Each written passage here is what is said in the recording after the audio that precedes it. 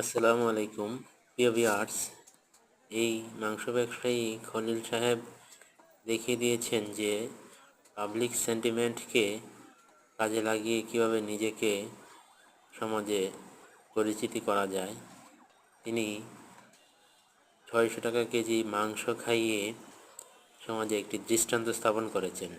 এতে করে ওনার দুদিক থেকে উনি লাভবান হয়েছেন। এক হচ্ছে উনি একজন পরিচিত হয়ে উঠেছেন, আরেক হচ্ছে বিরাট বড় এক কাস্টমার সোসাইটি উনি ওনার, যেটাকে কাস্টমার ব্যাংক বলা চলে, উনি ওনার